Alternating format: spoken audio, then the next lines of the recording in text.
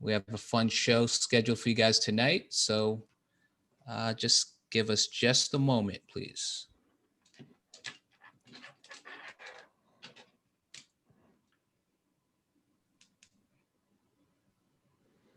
Okay, confirm that we're live on Facebook. Okay. Hello, everyone, and thank you for joining us for Just Be a Man. Thank you for taking time out with us. This is our first live broadcast. Oh boy. So be patient with us. Be patient with us. So any of you who followed us in the past, you know that we consist of a group of 5, and you can see we're a little bit short right now. We have one who's running a little bit behind, and we have one that's under the weather. So we will get the full group together soon. But for right now, we're going to rock it by ourselves. So today our topic is, what should a woman bring to the table? Again, what should a woman bring to the table? I know obviously the women are thinking, the hell are you talking about? What are you bringing? But we dudes. True. So we can only talk about what we're looking for, right? So that's how we're going to do it. So I'm going to start with some information that I kind of gathered. And I want to run off a list of things that I found that are, I guess I agreed, as good characteristics in what you would like a woman to bring to the table. So I'm going to go kind of slow so you can kind of hear everything. But first one is spirituality. Next is being emotionally available. Clear communication. It's a big one. It's a big one. Know what it is that you want and what you don't want. This is all under communication. Knowing what you want and don't want. Your plans for the future. Holding your mate accountable to the same standards you're willing to follow. All right, that's all communication. Stability, loyalty, intellect, a sense of humor,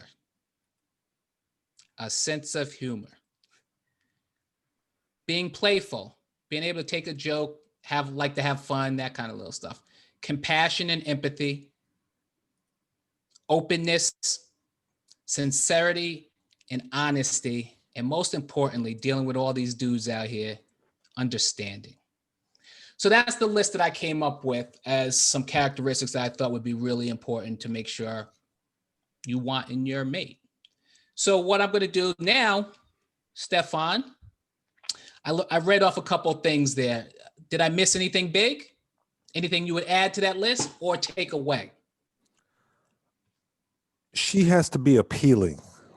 And easy on the eyes? Yeah, easy on the eyes. I mean, not that I'm the Idris, or the Eric Benet of the group. But I mean, she has to be appealing. Yeah, just threw a name out there. I mean, she doesn't have to be Nia Long, but if she's close, that's a bonus. Okay, that's a good one. Yeah. See, I was trying not to be shallow, but thank you for picking up that shallow step. But it's just important that she's appealing to the eye, and she feels the same way about me, because that boosts your self-confidence. It boosts your relationship and how you guys see each other. So interestingly enough, I like that, Steph. Interestingly enough, obviously looks matter. Dudes are very visual. But on my list, I said nothing about sex, right? I said nothing about sex. I'm just saying. So I'm figuring if you got all these other things, that sex got to be good, right? Yeah. If it's trash in a bed, then she's got to go. But we'll figure that out early. All right. So we'd add that to your list. Yeah, I would add that to the general list, not my personal list. Of course, okay. Not you. That's just a lesser man. So Charles. Yeah. Tell me what you think. What you think about that list? What would you add to that list? What would you take away? I think the list is real solid, quite frankly. But I think I would add honor to the list. I don't think you mentioned that. Okay. Someone that not only honors me as a man, but honors themselves. There's a certain amount of self-respect that they need to have when they're away from me as well. I think all those things are critically important. And also it wouldn't hurt to, you didn't mention it, but bring some cooking skills to the table, some practical things, some good old fashioned cooking skills. That's good. I think it's a lost art these days. A lot of women are, they're working just as hard as we are. So I don't want to, make this um, about, them just not necessarily adhering to old style values because, these days men cook as well, but it wouldn't help to bring some of those things to the table. Absolutely. Okay, that's good. That's good. So I think that it's I think that this is a good standard list, and I wanted to try to make it kind of general so we can have some open conversation about it. So I have a few questions I want to put out there for you guys. And obviously this is my list. This is a list that I compiled, so I don't really have a whole lot to add to it, but I just want to mention, I was trying to take a big picture look at it. So that's what we got. I think I got Mike over here texting me while I'm trying to talk. Black people. Anyway, so I got a couple of questions I'd like to ask. So for this group, I am the only one that is not currently married, right? And so my perspective obviously might be a little bit different than you guys who've been married for a little bit. So first question to you two was, when did you know that your wife checked all the boxes? So when we talk about this list of all these things that we think they should have and should do, blah, blah, blah, when did you know that you had the majority of that list accounted for? And I'm gonna start with you, Charles. Well, I think you figure those things out very early in a relationship. First and foremost, you whether or not you're attracted to her, you know that immediately. And I was immediately attracted to my wife. The moment I met her, I knew, wow, she's a person that definitely checks that box. Now, as far as the other things, you find that out based on conversation, whether or not she has a good head on her shoulders, if she's about anything, if she has some substance about her, things of that nature. And again, I think you find out all these things very early on. It doesn't take long to figure that out. It really doesn't. So yeah, although we were seeing each other for a couple of years before we ultimately got together and said I do, I think I knew, I would say maybe within as early as 6 months, that she checked the majority of the boxes that I was looking for. All right, very good, very good. Stefan, All right. Well, how about you? hey, just to let you know, Mike has just joined the room, so we give him a couple seconds. But anyway, What's going on there, Mike? Make her boogie. hey, Mike, you're on mute. Mike. Here. All right. So Steph, Okay. I'm gonna let you catch up, Mike. But Steph, tell us when you knew that your wife checked all the boxes that you needed. It didn't take me long. I would say probably about the fourth date. I just knew that we clicked, and it was just something about her. And she's much younger than I, but she just has that southern charm with her, and and she seemed like she would be a teammate, not not okay, not someone that would kind of bounce back, and destroy the things that I was trying to build. And it's important, once she showed that she was going to be a teammate, that was it. We were good to Okay. go. All right, that's good. That's good. Hey, But Mike. you'll notice, yeah, real quick, Wayne, Go that ahead. the common thread here is the fact that it's something that is pretty well known in the early stages, because a lot of the brothers would just drag things out, knowing good and well that this person is not the one. Mm, But because perhaps we enjoy the sex or whatever the situation may be, we may continue to go along with it. But knowing good and well, we're not serious about this individual. So it's something that, again, I think it's a cruddy thing to do. Sometimes where men sort of drag things out a little bit, knowing good and well that they're not going to marry this individual, but that, again, it's something that is not difficult to understand whether or not she is the one. Okay, that's good. All right, so I think Mike is still kind of getting himself together there. He looked like he's frozen, but so let me ask you this. I mean, let's stay on that right now for being the one.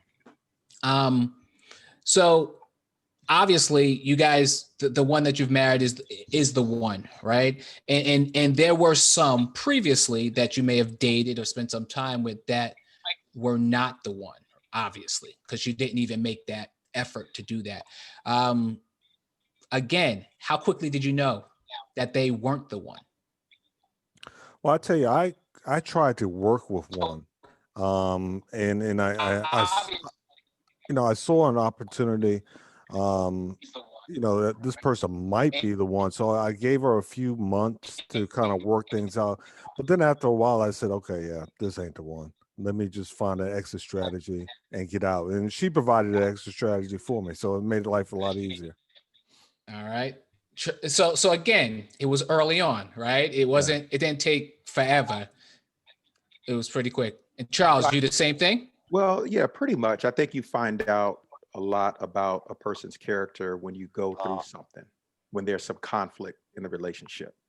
And that's when the rubber really meets the road, because you find out a lot about the person's character. Because everyone in the beginning stages, they are putting forth their representative. Okay, they're putting their best foot forward. They're polite. They're engaging. They're doing all the things that they think the other person wants.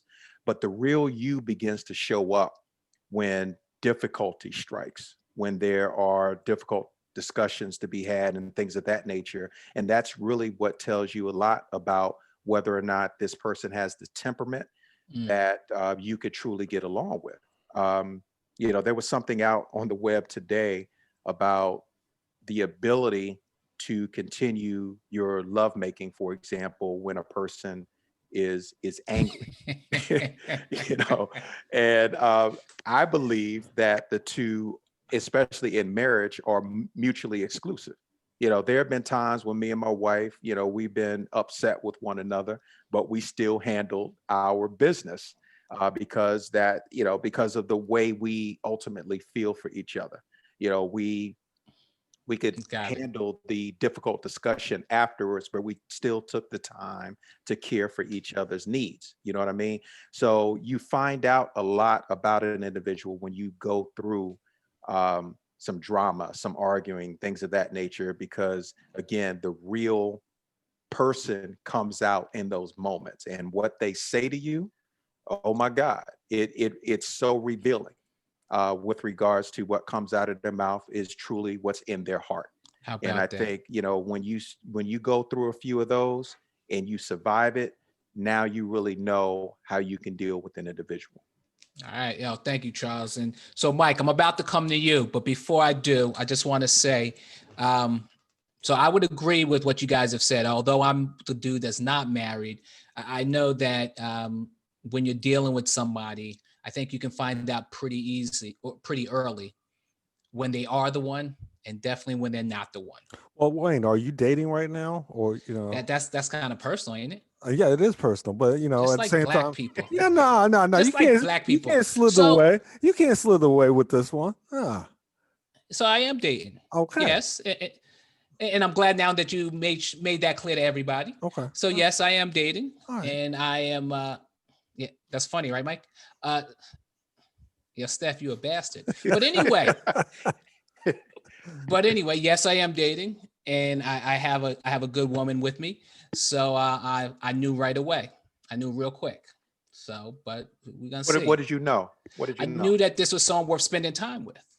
I knew Okay. that, in a time where there's a lot of Unrest. well, here's one thing, real talk with me is that, during this time of quarantine, during this time of everybody kind of being locked down, you get a little bit reflective, and you also got time to think and sit. And when you're dealing with somebody in a quarantine and a pandemic type situation, there's a lot of conversation. There's a lot more conversations than than those walks in the parks or going to get ice cream or whatever. It's not just all fun stuff. You got to have something to talk about, right? You got to be able to communicate. So yeah, that's how it became a lot obvious. It became obvious quicker for me because you have conversations, you're able to talk to someone at length. Okay. I ain't gonna forget that, Steph. But anyway, before I get to you, Mike, so real quick, right before you joined, I read off a list of items that we thought were important for determining what was important for a woman to bring to the table in a relationship. And I'll go through them kind of quickly. The first one was spirituality, being emotionally available, clear communication. There's a lot of stuff to that. Stability, loyalty, being intellectual, a sense of humor, being playful, compassion, empathy, openness, sincerity and honesty, and last but not least, understanding. So Micah Boogie, now that you're with us, let your blood pressure come down a little bit. First of all, when was it that you knew that your wife checked all the boxes, that she was the one that you wanted to move further with? I knew she was the one due to the fact, plain and simple, she made me happy.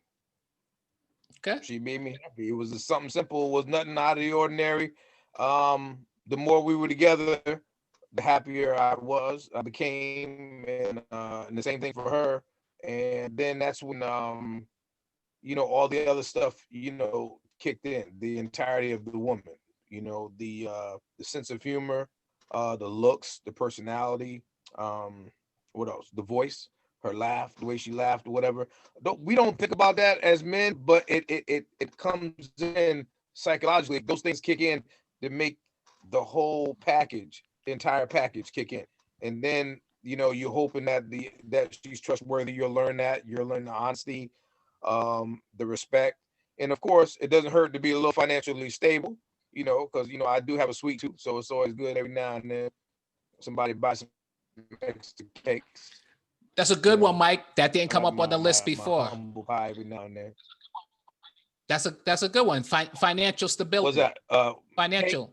Having a couple bucks in the pocket. Right. I don't think you should base your relationship on that, but I think it's helpful, especially if you're trying to build together and you're trying to attain things together. I think it's very important. But I think a lot of things people think it's this big crystal ball of stuff. It's happiness. If you guys can bond and make each other happy, simple stuff, by like sit on a couch, you watching one of her goofy programs, she watching one of your crazy programs, but she's willing to sit through it. You're willing to sit through it and not even think a second thought about it. I'm not a Hallmark dude, but I will sit through an episode, because she sat through my episode, Got it. So, but it's simple. Just keep it simple, man. All the other crazy stuff, keep it simple. But like, Charles said, it does, it does help, when it comes to the intimacy, that you are emotionally connected and you're physically connected, and your level is somewhat on the same level. You're actually at the same level with each other. Sometimes it doesn't happen like that. Some people have to build up and some have to bring down. And another thing in a relationship, if one person is too hypersexual and the other one's not, sometimes that person brings himself up or that other person brings himself down. But the thing about it is the end result is making each other happy. Okay. All right. Good stuff. All right. So go ahead, Chuck. Go ahead. Yeah, before we finish, or before we move forward, if anybody out there in Facebook Live wants to comment or have any questions, please feel free to write something in the comment section, because we're actually monitoring it and we may be able to answer some of your questions. All right. Thanks, Steph. So at the beginning, we talked about these list of things, and I mentioned that this is what dudes are looking for. This is potentially a starting list of what dudes are looking for. And obviously women are looking for, they got their own list. So my next question is, what improvements have you made to yourself to benefit the relationship? So for example, let's say that your lady had some things that she wanted checked off that you didn't meet. How much effort did you do? How much effort did you put in doing that? Whether that was, I don't know, maybe you got to cook one night a week, or put gas in the car, whatever it was. How much were you willing to do? How much improvement were you willing to do to improve that relationship or to make that better? So I'm gonna start with you, Steph. Maybe you got an example of something you did to improve it, or what you would be willing to do. Well, I've got a couple things I have to improve on, but the great thing about my wife is that she doesn't beat me over the head and say, hey, you remember you promised me or you were going to do this? Beat you over the head? Yeah, beat me over the head, hit me with a baking pan, the small things like that.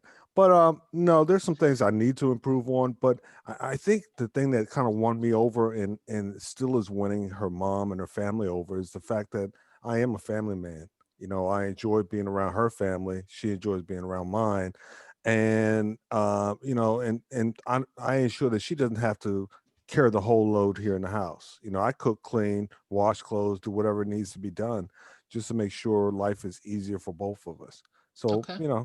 those are just some of the things. But yeah, I've got some things I need to improve on and will in time.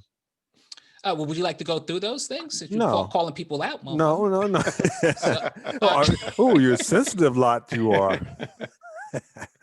So, Charles, so something that you may have improved on to benefit the relationship. One thing, maybe a change you made to the Well, way you would do things. like some of you guys, this is my second marriage, and after my first marriage ended, I needed to do some honest self-assessment to become more self-aware in terms of, where I may have been dropping a ball, what I need to do better in my next marriage. And also, I requested feedback from my current wife in terms of, what about me might be getting in the way. What do I need to work on? One of the things that we both identified was my lack of patience, as well as at times, my temperament could be a little off. I could be a little bit too serious, for example. So I had to work on those things. And, whether that's self-help books, whether that's videos, whether that's, even one of the men's classes that I attend at church, those type things have helped me to manage myself in those areas. But I think it's important to get feedback on a regular basis from whoever you're dealing with, because there are some things about ourselves that unfortunately we cannot see. The world sees it, our mates definitely see it, but oftentimes we don't see it in ourselves. So helping each other with your blind spots is very important. And that is something that my wife has done very effectively in our relationship, is that, she's pointed some things out to me and forced me to face those realities. And in so doing, it's helped to improve the relationship. All right. Okay. All right. So, Mike, I don't know how you can improve on perfection, but maybe there's something you could have done to improve your relationship. So, you got any examples, thoughts on this subject? Let me tell you a story. First of all, my wife got a good catch. I'm a damn good catch.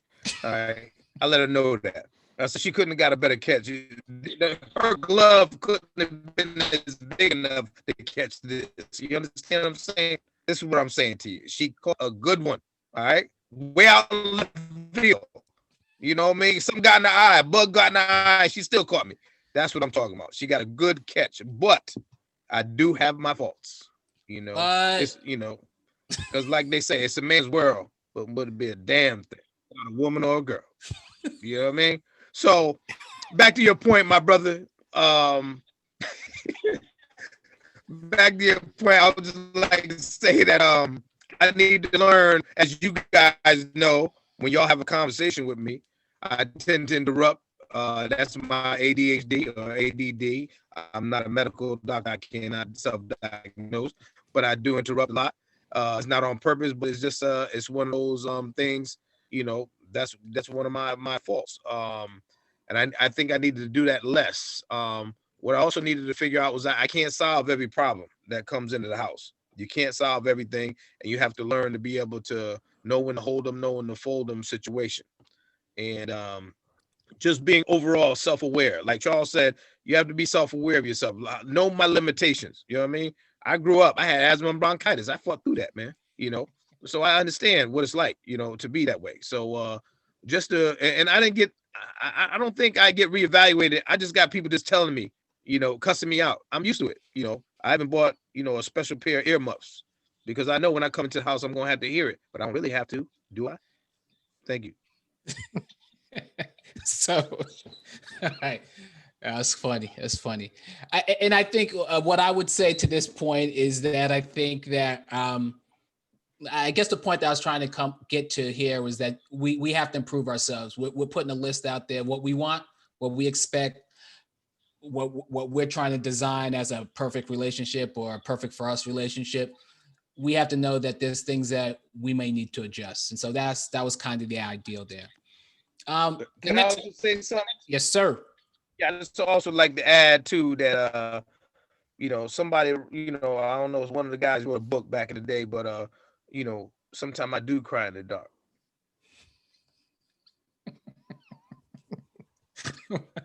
Thank you for sharing. Thank you for Thank sharing. So how important is it to get along with your wife's family and for her to get along with yours? Charles, how important is it to get along with your wife's family and for her to get along with yours? Well, obviously, the most important relationship that exists is the one between the man and the woman, especially if they're husband and wife. Everyone outside of that is pretty much sort of a second thought, if you will. It definitely helps if everyone's getting along and singing Kumbaya and all that good stuff. But ultimately, at the end of the day, it's most important that the two people that live in that house, that sleep in that bed, are the ones that are getting along. I don't think I necessarily have to see eye to eye with regards to every situation involving my in-laws, nor do I expect my wife to see eye to eye. I mean, luckily for me, we have a fantastic relationship with the in-laws on both sides. So don't get me wrong. But if that wasn't the case and someone was catching an attitude or someone just wasn't feeling my wife, for example, on my side of the operation, so to speak, I think it's important that I, first of all, take up for my wife, that I protect her in every way, shape, or form, because that's the most important relationship. And if that means that I have to put some distance between myself and members of my own family in order to make sure that my wife is cared for, then that's what I will do. Absolutely. But you know, in the end, I think it's nice if everyone gets along. It's just not necessary that, you know, that doesn't necessarily have to be the case in order for a relationship to be successful and thrive, in my opinion. Agreed. And so the reason I brought that question up is because if there is tension with in-laws or others' families, that can cause a problem with the two of you. Mm-hmm. So that could be that could be a deal breaker, right? That could be that thing that makes you say, this ain't gonna work, right? So Mike, family, relations, you getting along with her people, she getting along with your people. What you think about it? You're on mute, brother. You're on mute. Yeah, I had to unmute myself. Yeah. First of all, I would inform people not to take the bait. When you go to a family outing, don't take the bait. There's always going to be somebody that's trying to bait you in. Don't take the bait. If the worm come over to you, just push the worm away. You know, it's like a fish and a worm. Just push it away. You know, they keep trying to say stuff, whatever. And then, you know, once you avoid that topic, then what you do is hopefully you're a social person. If not, you got to work your way in. But you got to try to find common interests with family members. You know, find that person that has that common interest. And once you get a hold of that one person, then everybody else is going to gravitate, you know, to you. It's like, hey, let's see what they got to talk about. And once you start having a good conversation, as soon as you make that person laugh loud enough, people are going to be like, What the hell they laughing about? Let me just go over there and see what's happening. Then I got you. I got you. You come on over in, come on in. I got you. Okay. You know what I mean? All right. So don't take the bait and find common interest. Don't take the bait, find common interest. And like Charles said, have her back. You know, even if she in a situation with her family and they having some words or whatever, you might have to go stand behind her. Baby, everything okay? Yeah, everything's fine. Okay, let her know and let them know. You don't want none of this. You don't want none of it. Thank you. Steph. Well, I Is tell you, that short of starting a fight with somebody else's family, like Mike? What do you think about it? well, I really, honestly, Charles preached the word. I mean, I was ready to walk up to the altar and actually put $20 right in front of him, you know. And I was ready to go ahead and open the doors of the church. Absolutely, you got to have your wife's back. I mean, the family is, you know, it's nice to get along with the family. It makes it a lot easier. And luckily, in this relationship, you know, both sides of the family, you know, my wife and I, as well as myself, we all get along, so it makes it a lot easier. But I'll tell you, I've been in a relationship where the family was the problem, Of and course. yeah, and the family actually showed that, hey, it may be time for me to move along because, you know, this is not what I want in life. And that's why the question, right? Because Right. this can impact. You could think everything is straight, but you're like, she's real close with her people, and I can't stand them, Right, and they or can't vice stand me, versa. or they can't stand me, so they're going to do their best to destroy our relationship, and that's happened to me. Right. Okay. Mike, you have some words? Yeah. Also, I meant to say, when you go visit people's family, you might have to have a time limit or a secret code. You know what I mean? Tap, tap, tap, knock 3 times on the window if you want me type thing. You know, do something like that. You know what I mean? Rub your eye, do a Prince move or something like that, and then go down. You know, that means it's time to roll. Like somebody, you know, it's time. We've been here too long. So remember, fellas, boom, boom. No, That's it. I agree with Mike because, you know, you stuck Time in the limit. house for 4 or 5 hours. You know, after a while, it gets old, and Yeah. it's time to roll. And we can come back the next day, but I've seen enough of you, and I don't want my wife to have to go through that as well. Right. So that's good. Okay. So it's all good stuff. Good stuff. Hope everybody's getting something out of this. And just to reiterate what Steph said earlier is that we are live. And if you have comments, questions, anything you want to say, feel free to just type it in there. Steph's keeping an eye on it, right? Yes, I am, and I also have Charles Castillo's Cash App available for anybody that wants to You got donate. jokes. Cash app. I'm telling that brother preached the word. Hey, wait a All minute. right. Hey, hold on. We live? We live, baby. We live. Oh, I didn't know we live. I like to send a shout out to Hills High School in New Haven, Connecticut, to my coach. I would like to say thank you for giving me every opportunity. Thank you. Hilarious. God bless. Oh, hilarious. So next question. All right, so we're talking about all these things related to finding what your significant other would be bringing to that table. So now, what would be unacceptable baggage? What if, you know, let's say you with somebody for like, I don't know, a date or two, and then what could they, and you know, you kind of still feeling it out, but maybe on that third date, they're saying something crazy. What could be crazy enough to make you say, you know what, I'm out? I'm gonna start with you, Mike. I would say that they keep mentioning their ex. You know, they keep talking about the ex and how bad he treated her, what he did wrong, whatever. I still think that, you know, there's still some stuff to hang out in the line and dry out, and she's still wet. You know, she's still angry, and you know, we gotta, in order for it to move on, I think she needs to get her situation together. So that would be a red flag for me. Keeping bringing up the ex and how he did her wrong, and you know, I hope you're not like that, trying to compare you to that person. That's a big turnoff for me. You know, that's a big Okay. turnoff. We had the movies. If we was at the movie, she said something like that, I would just leave the popcorn right there, man. And you know how much I love popcorn. All right. Thank you. Steph. No, Is there Mike, anything that's is unacceptable?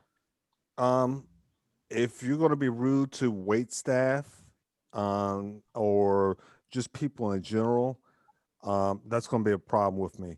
if you sit there at the date and consistently taking selfies or want me to take this picture for you or that picture for you, hell. yeah. I mean, because that seems like you're self-absorbed or you're insecure. So that's a deal breaker. If you're going to sit and talk about your kids each and every opportunity you can, that could be a deal breaker because it's about you and I, not the kids at this point. I don't even know these kids, and I may never know these kids. Let's talk about you and I, where we're going. So yeah, those could be deal breakers. Okay. All right. And those are things that would make you go the other way. Yeah, yeah. Now, of course, I want to tap it a couple times, but it's just me back in the old days. Anyway, okay. Let's be real. You're gonna pay for that one, brother. Oh well, no, that's back in the day. Fix it, clean it up, clean Oh it up. yeah, it is. All right. So Charles, what's unacceptable, brother? What would make you run for the hills? Obsessive compulsive behavior. I had a situation where I had a female I was just seeing for a very short period of time. I'm like literally like 2 weeks. And she called me and I was on an important call and couldn't pick up. And she was just blowing me up, call after call after call after call. Finally, I was able to end the important call that I was on because I was on the call and I think I was driving at the same time. So I couldn't text, right, and let her know that I'll call her back. Long story short, I was able to finally call her back and she's like going off because I didn't pick up the phone right away. And I'm like, again, this is someone that I only known for like 2 weeks, bro. And here she is blowing me up, asking me who I was talking to, which was absolutely none of her business at that stage of the Wow. relationship. Wow. And that to me was a red flag immediately that I need to get the heck up out of Dodge. Okay. I no, that's a relationship I don't want any parts of, especially if I barely know you. I mean, just imagine what it would be like, months, years down the road. You know what I mean? So absolutely not. I had to bail on that one. Okay. All right, Mike, you had something? Yeah, I was gonna say a red flag is when they get too drunk. If they get drunk on the first day, second day, it's a problem. Yeah, be careful with that. Also, hygiene. You meet somebody for the first time and they smell like Rare Essence, you got a problem. Not the go-go band. Yeah. And you said it. The word is go. They smell like Rare Essence. I'm gonna go. That's what I'm gonna do. That's all I'm saying. Thank you for asking me that question. Appreciate it. Yo, Mike, you crazy. Yeah, what I would say is, I think for me, I don't know, unfortunately, I think some of these things you can't find out right away. It takes a while to determine crazy, right? It's not because at first maybe it's just not, you're just not understanding or you on a different page, but crazy. I mean, there's some crazy people out there. And when you realize that they crazy, unfortunately, it ain't always in the first or second dates. Sometimes it can go a lot longer than that. You're like, what the hell? So yeah, crazy, mentally unstable. How about that? Maybe crazy is politically incorrect or something, but yeah. Hey, I have another one. Also, those females that want to just rush to the altar.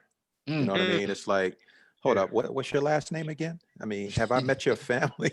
You know what I mean? And you talking, the M word already? Are you kidding me? It's like, let's take time to get to know each other. And I think those things are especially apparent when we start getting older, because people start feeling those biological clocks and they're trying to get this done and they feel like, they found a good man. So what are we waiting for, sort of thing? But no, I mean, building a relationship, building trust, those types of things, it takes time. It takes a little time. And I think it's okay to have those discussions when you've been in a relationship for an extended period of time. And maybe, a year or so. I mean, I don't know what the date is for everyone on this particular podcast, but if you're talking about marriage, 2-3 months into a relationship, I'm sorry, you're way premature with that, in my opinion. Okay. I got another question here, and it's kind of related to what we just talked about with this baggage thing. So think about a relationship that failed. Each of you think about a relationship that failed. And can you determine why it didn't work? Why didn't it work? All right. And we touched on that just a little bit with the baggage, but some of the failed relationships, why did it not work? It could be a dating thing. It could be a marriage if you want to talk about that, but something that didn't work, if you could kind of talk about that. I mean, I'll jump in. When I'm in a relationship and the woman is no longer my piece, that's when I begin to struggle. And what I mean is that I should find contentment in that relationship. We don't have to be doing anything. You know, that's the great thing about the relationship, my marriage right now, is that my wife and I could literally be sitting next to each other for a couple of hours and not say anything to each other. Or we could be, we could have like a 2-hour long conversation, just finding that contentment in whatever space that you're in. But if I'm with an individual and all there is drama and complaints and things of that nature, that to me doesn't feel good. That to me suggests that, you know what, I don't feel comfortable in this space, because we should be able to get along. Get along with someone should be easy. It should be natural.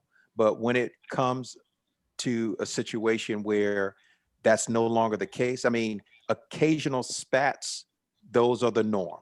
Every relationship goes through those.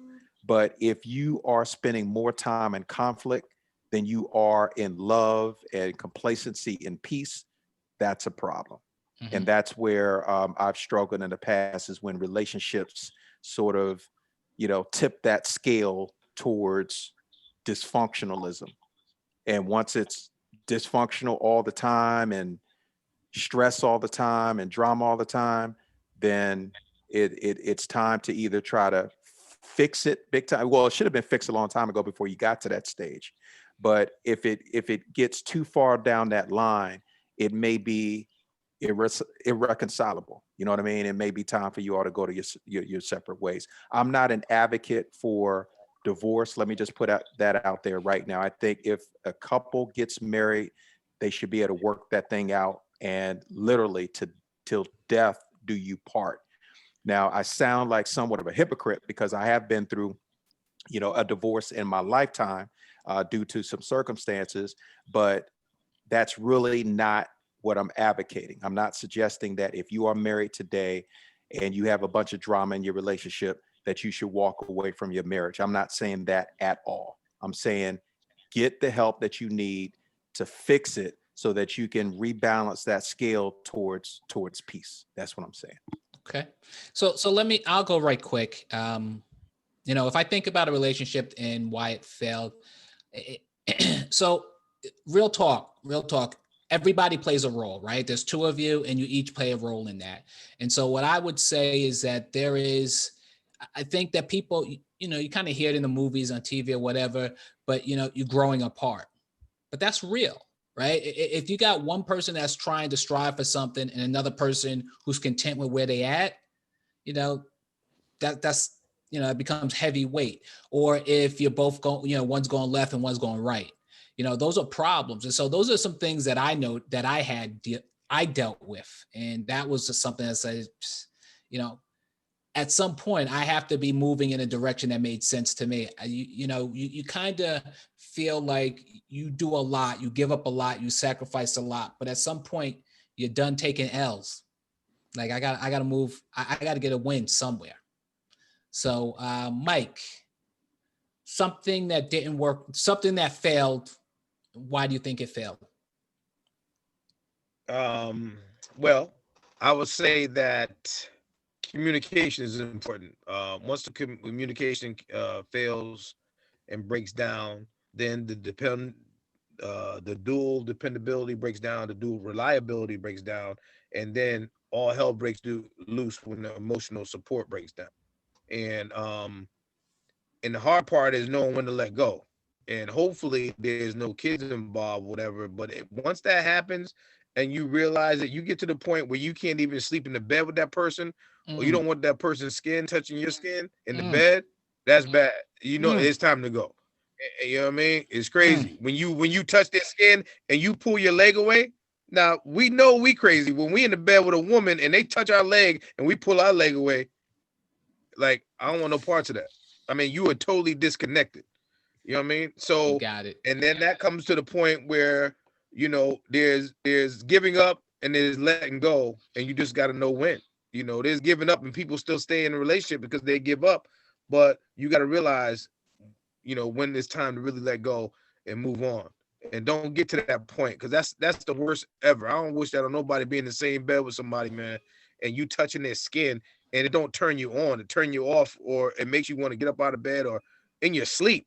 You know what I mean? You sleeping and you touch that person's skin and it wake you up like, you know, what the, you know, it's crazy. You know how I am about the, you know how I feel about the yams. We ain't even, that's another topic. But you know how I feel. But somebody touch my leg and I don't want me to be no parts of it, you know I'm out.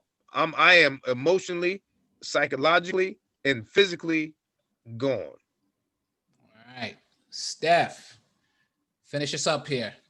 I'll tell you, I think Mike kind of nailed it as well as Charles. I've been in relationships where I tried to fix the problem, and it was beyond me being able to fix it. It was beyond even medical professionals being able to fix it. So once you get to that point, you just got to let it go. Not like Mike brought up. Not every fish is should be reeled in. Some fish need to be thrown back out in the sea. Mm, And I had to learn that the hard way. okay. Okay. All right. I like that. I like that. So, fellas, I think we had a pretty good show.